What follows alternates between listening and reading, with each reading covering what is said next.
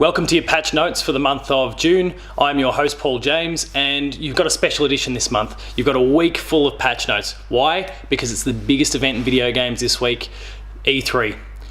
We've sat through each and every one of the video game press conferences from all the big publishers that are presenting, bar Nintendo. That's a whole other thing. Let's not talk about it. And basically, I'm talking to you right now because what you're going to see in the videos coming up is a full screen version of all the trailers that appeared with us talking over the top of them. That is because we've sat through numerous hours of game trailers, conferences. We've been up for 36 to 40 odd hours without having slept, and we're looking slightly disheveled.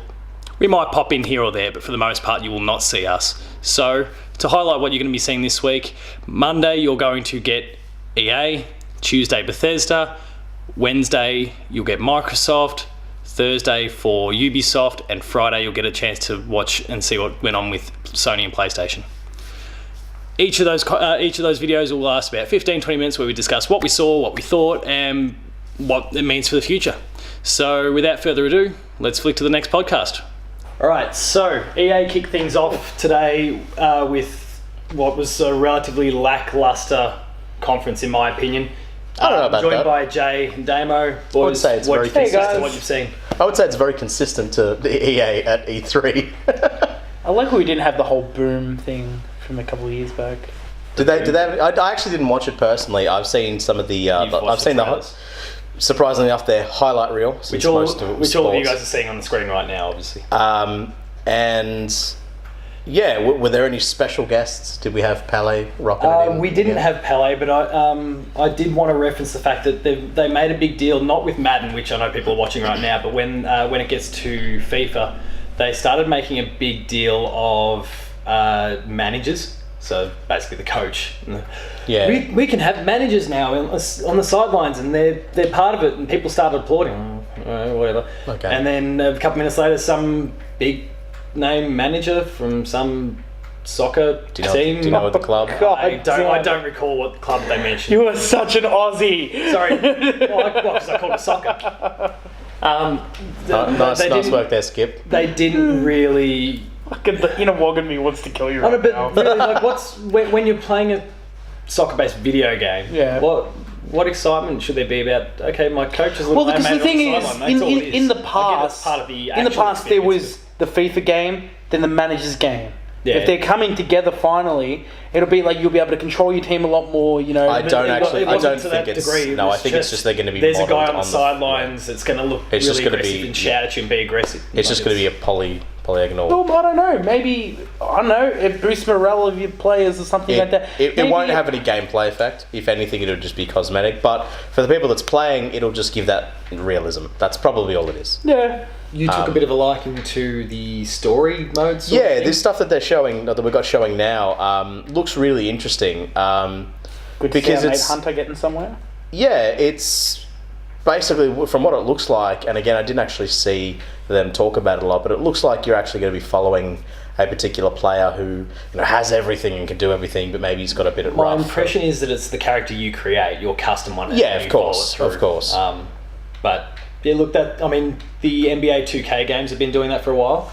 A lot of the EA... But all reports are that it's not being fantastic. A lot of the games have had even the WWE games have had create a wrestler and all that sort of stuff, but a lot of those sorts of things have been trimmed. But that's the thing, they've been trimmed down and chopped up and turned to garbage, whereas this one looks like it's fairly highly produced, at least, which is quite interesting there. So that was definitely interesting, but look, let's be honest, the three of us are not exactly the premium sports guys of anything, really. I really engage in sport, like the actual activity, when it came to video games, not really. I like esports. To be fair, but I don't the mechanics of the games, it'll be their yearly improvements and that sort of thing. It'll be getting more and more polished. I have no doubt about it. Sure. But they're. Do you really think that needs a new release though? Do you think they should just charge $20 for people to just put a patch over their game? Why, when they could shift tens of millions of copies of FIFA 17 in a year? I mean, how much is EA assets? The way I see it though is you're still gonna have a lot of people buying your game, right? So you're going to be having people. It's like, all right, well, I didn't pick it up last year, but now I'll pick it up with all the improvements for this year, and it's only going to cost me an extra $20 or something like that. Like, look, I mean, I feel you're right. I feel like that's I don't know where the business model is with that. I don't know the business model necessarily lends itself to that. It's because I mean, about like you're assuming that every diehard fan sort of thing where that's it. Like it's just this one thing, and you keep up to date. Like it updates. Yeah, you're assuming that every diehard fan picks up every copy, but I mean, chances are people will see what the improvements are, and if they don't beat last year's game, they'll still play last year's game. I know, like I've spoken to a lot, and I mean, just the nature of teaching, for example. I speak to a lot of my students who pick up whether it's NBA or FIFA or whatever it is each year. They're just happy for the new roster. Like a few of them who dive a bit deeper will go, oh yeah, that does this and this and this better, and okay, cool, whatever, move on. But yeah, so that's kind of the sporting component of the whole thing. Which was about what we're looking at right now, about though. Half of it's probably a good 20 to 25 minutes, far too long once again. What we're looking at right now is FE, which you had an opinion on there in terms of what maybe the name means. Well, obviously, I went through the chemical element route of it being iron. And for me, it does have a little bit of an iron filings look. Looking at that, that's probably not what it is, to be honest with you. It could be very, very wrong. I assume that is very, I don't know, very man. wrong, that grass looks mighty sharp. It does. And look, if that's what they went for, awesome, because I think that's a fantastic idea. It's a clever little art style. It looks great. It does look nice. It doesn't really tell you too much about what it is, but it does look very interesting. If it's open world, that'd be even more interesting, I think, because it doesn't look like you're really corralled down a corridor or anything like that. It does definitely look very open, very platformery, as you can see. It's part of an indie fostering sort of program that EA set up off the back of the success of Unravel. Kids getting mauled. Off the back of Unravel releasing this year, its announcement last year.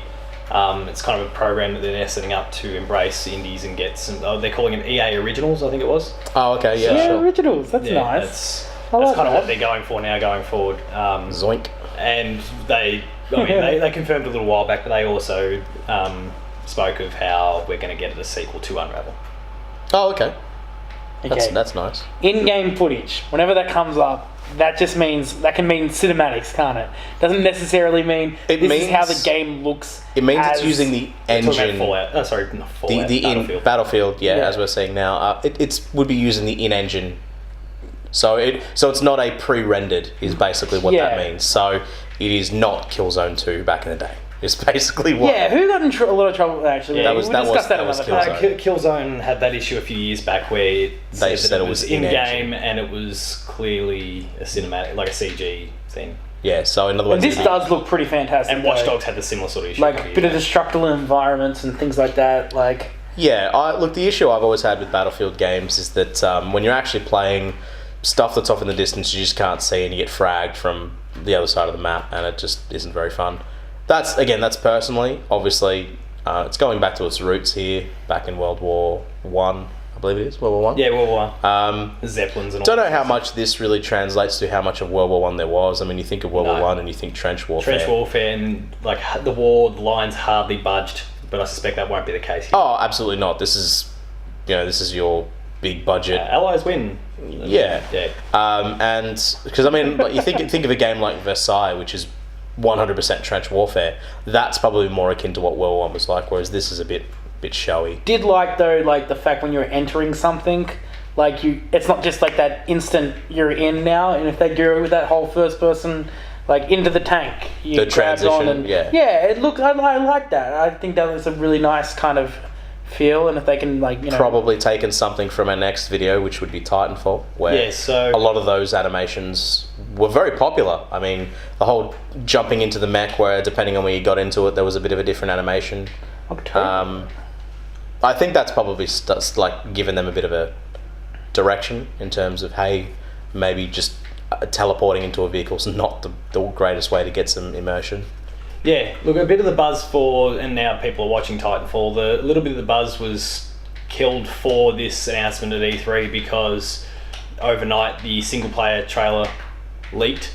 Oh, really? Which is a real shame because that's the bit that they're kind of building their presentation around, given that it is the new component to Titanfall 2. That's right. So, the fact that the only new thing was the multiplayer, a facet that we kind of know a fair bit about anyway, just from having played the first Titanfall. Though it does look... There's lots of cool new things in it, but it does look like even more seamless than Titanfall 1. Which is saying a lot because that's super smooth. Yeah, and I was saying to you before, I think that's pretty much the game that started the whole sort of fast movement. And you obviously referenced Modern Warfare, the original Modern Warfare. But it was a step up though. Oh, right? For sure. Like, just the traversal as a whole. I love this. The 3D maneuvering gear is so cool.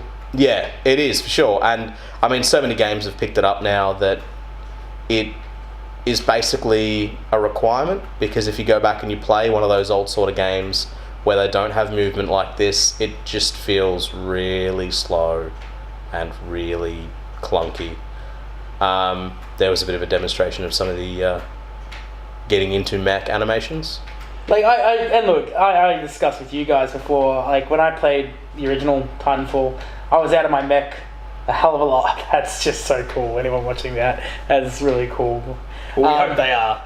Yeah. Well, some people might be just listening while they're having a coffee or something. But that's fine. Yeah, I spent a lot of my time outside of my Titan because I just found it a lot more fun. Not that I didn't like the Titan, but you get that sense of danger and fun being outside your Titan. Oh yeah, for Whereas sure. this looks like no matter what you're playing, there's just fun everywhere. It seems like it's a lot more of the campaign, which you're now watching now. Yeah, it's the inclusion for this new game. And it really looks fantastic. Now, I know you guys are watching it now without any audio, and unfortunately our voices. But there was some really interesting stuff going on in the story here. In that it almost kind of references the laws of robotics and all that sort of stuff. Where I agree. There's a cool dynamic they could take this. What I would suggest doing is after you've hopefully watched and listened to all of us, go and take a look at the single player trailer for Titanfall 2, because it seems like they're creating a pretty cool story concept here that if they nail it...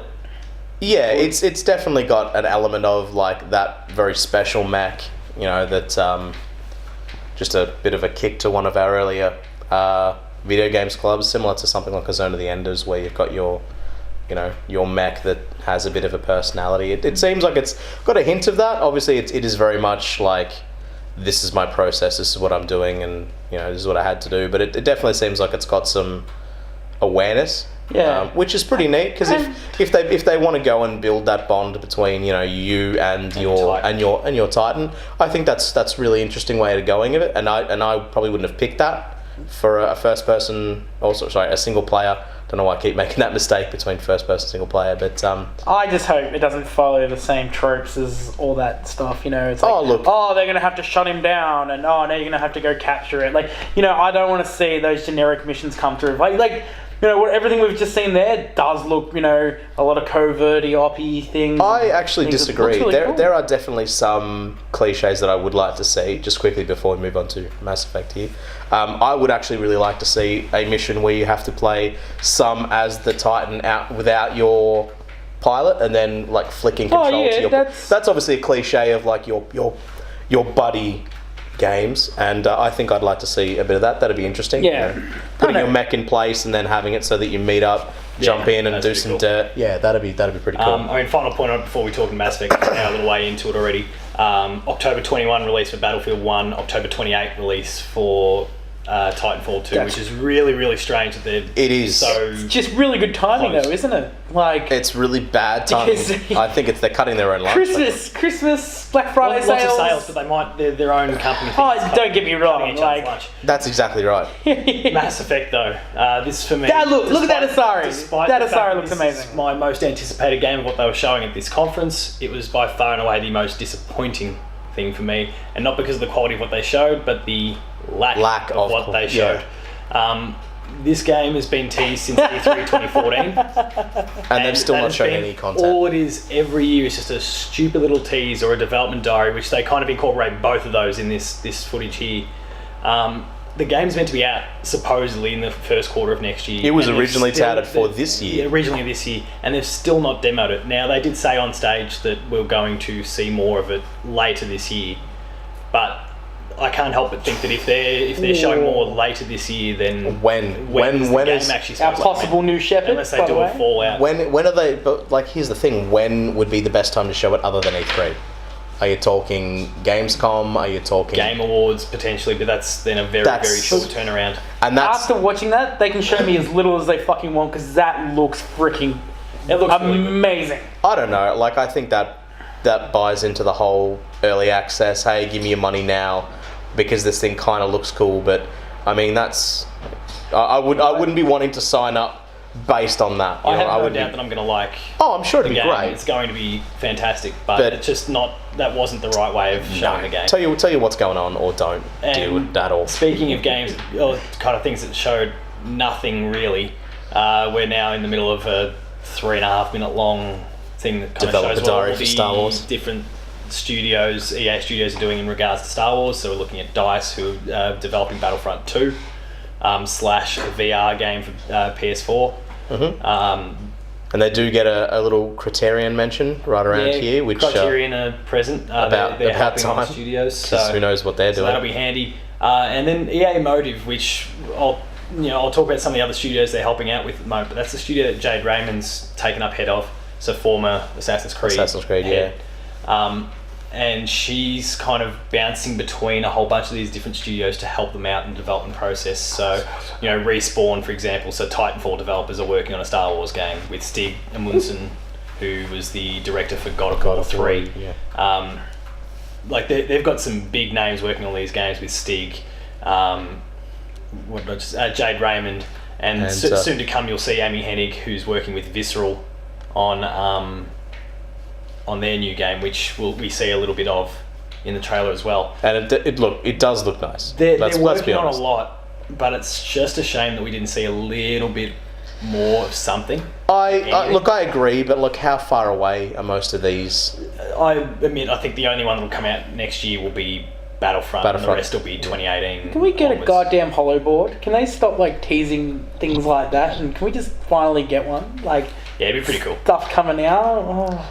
Look, if they're going to do, I think if they're going to do that, do it as a menu game, a load screen game or something like that. Just throw it in everywhere. I'm pretty that's gone from Namco now. Anyone could put games in their loading screens now. I think squeeze it in whatever you want, or wherever you can. I would say. So tell me what you think of the visceral stuff, because it's going to appear in a second. But yeah, it's a big deal that Amy Hennig is working with them, because she was Uncharted. Head of everything that kind of went on for Uncharted 1, 2 and 3. And some of 4. And elements of 4 we don't really know yet. But she is an incredible talent and will be a huge benefit. She's consulting with people from Lucasfilm. I wonder how many Star Wars fans out there are breaking apart every single frame of this and trying to work out anything when it's set and all that sort of stuff. There's a lot going on. That looks very beat up, all of it, with Jade Raymond kind of overseeing the thing, which is fantastic as well. So it did say early footage, but I mean, even for early footage, that's some pretty nice footage. Yeah, definitely. Yeah, definitely. I don't know, man. Not to mention, look, I have enjoyed some of the Star Wars releases and things like that. It'd be fun to see what they bring out. I just wish they had actually listed off a couple of working projects, even if they had to put them under working titles. It would have been nice to have something to go on, But then if they want to take something and merge them together, then that's going to mean that it's very difficult if you name the titles. You're then committing yourself to how many games you need to make, and then if they get cancelled, it's like, oh well, you've wasted my time with this. If there is vague and nebulous, definitely, they could be like, well, actually, we rolled some of this content into this other game, and here's both of that. Here's some of the elements that we've shown that's all come together. So you may see some of that, holodeck stuff in that Amy Hennig game instead of it being a mobile game or something like that. So, I probably think for the Star Wars stuff, because it's so far away, that was the right way to go. For Mass Effect, that is not good quite that far away. That's not. That's not good enough. It's really not good enough. And I have zero investment. I have zero investment, and I think that's not good enough at this stage. Same with showing more. The fact that Criterion wasn't there at all, showing their stuff. This is now the third E3 that we've not heard from them. since the announcement of whatever the hell they were doing. And all that we know is that they're kind of helping studios out with different projects. Yeah, apparently that sort of extreme sports thing, maybe that didn't look good to people and they've canned it. Who knows? We certainly don't, because we've never heard from them in 3 years. Yeah. So overall, given we're wrapping this thing up, what do we think of the overall conference? The overall Really, what you've seen now is about 15 minutes of footage. That is the only gameplay, trailer-related stuff that we saw. This was an hour-long conference, so you imagine there's about 45 minutes there of filler. So I woke up at 5:30, and I'm very glad I went back to bed, because that. Glad you didn't check Twitter, because I would have been raging a bit. That's not a conference. I disagree. That is every EA's conference for the last 5 Sure, years. I get it. That's fine for the stockholders, but not for your fans. That's the part of the But issue. even then... They've got to find the balance between... No, you do. It is an industry... Didn't take up the massive component that it did in the past. It's an industry event. What are you selling here? Yeah. Like, if you're going to come from that argument of, it's not for the fans, that's where you go to your Comic-Cons or your PAXs for that sort of stuff. It's not for the gamers, it's for the industry. What are you selling with this? Are you selling the promise of games? Because that's all there is. There's a few that we know is on the horizon. Yeah, Battlefield, yes. Titanfall 2, they're on the horizon. FIFA, Madden, we obviously know they are. But Mass Effect's supposed to be on the horizon, and and nothing. Yeah. The bit that probably intrigued me the most and that gives me the most hope for their future conferences is what happened with FE and the fact that they're announcing this. That's true. This Originals program in the more studios climb on board. Well, next year they're actually going to have more of these. That's what I love. Of games that we can more interesting. That is what I love about any conference that come out. When they have that little project that you can see is a decent seed, like something that and this is what we are announcing. That was a trailer for this project we're having. That's like, fuck yeah, man. That's what you need more of. I'd agree. There's something for them to build around going forward. Thumbs up or thumbs down for the conference. Middle. Yeah, super meh. But if I have to go. If life or death situation, sorry, Caesar says no.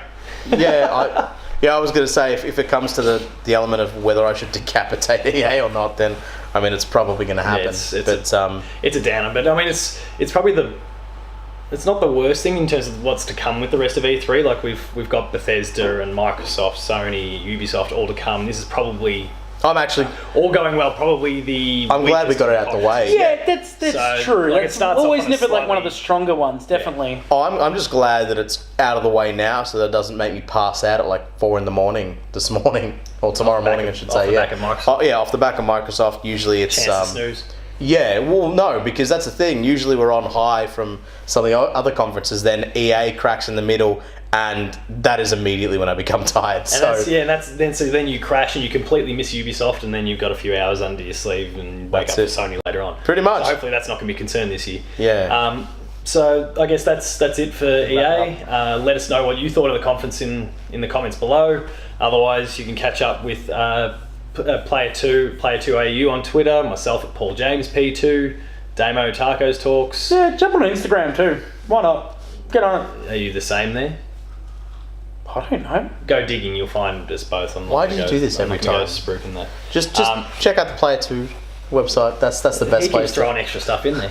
That's the best place to find everything. Hey, if you're still watching this, especially without E3 you should have given up 5 minutes ago. Especially without E3 Hub, there's a lot of information. So there's lots of really cool stuff on the E3 Hub. Make sure to check that out, and also come back tomorrow where we'll be talking about Bethesda. Cookies. And cookies, sure. Until then, we'll see you later and enjoy the rest of E3. Oh, yeah, see ya.